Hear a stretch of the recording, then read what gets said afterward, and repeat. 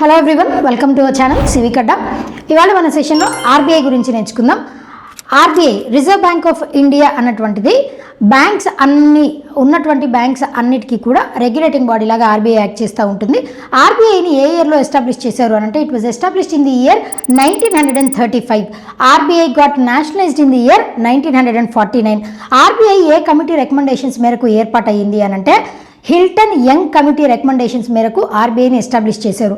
RBI ఇండియాకి independence రాకముందే establish అయ్యింది కాబట్టి ఆర్బీఐకి మొట్టమొదటి గవర్నర్గా ఎవరు పనిచేశారు అనంటే ఆస్బార్న్ స్మిత్. భారతదేశానికి స్వాతంత్రం వచ్చిన తర్వాత ఆర్బీఐ నేషనలైజ్ అయిన తర్వాత ఆర్బీఐకి ఫస్ట్ గవర్నర్గా ఎవరు పనిచేశారు అనంటే ఇట్ ఈస్ సిడి దేశ్ముఖ్ గారు. ఆయన మన భారతదేశం తరపు నుంచి ఇండియాకి ఇండిపెండెన్స్ వచ్చాక మొట్టమొదటి ఆర్బీఐ గవర్నర్గా పనిచేశారు. ఆర్బీఐకి లాంగెస్ట్ సర్వింగ్ గవర్నర్గా ఎవరున్నారో మీకు తెలుసా? ఆర్బీఐకి లాంగెస్ట్ సర్వింగ్ గవర్నర్గా పనిచేసినటువంటి వ్యక్తి బెనగల్ రామారావు. ఆయన మోర్ దాన్ 7 years ఆర్బీఐకి గవర్నర్గా సర్వ్ చేశారు. ఆర్బీఐకి షార్టెస్ట్ సర్వింగ్ గవర్నర్గా ఎవరు పనిచేశారు అనంటే Amitav Ghosh. Just for span of 20 days, 20 రోజుల వరకు మాత్రమే అమితావ్ ఘోష్ గారు పనిచేశారు.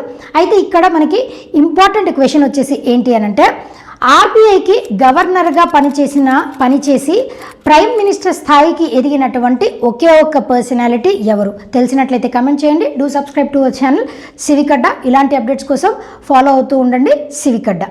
Thank you.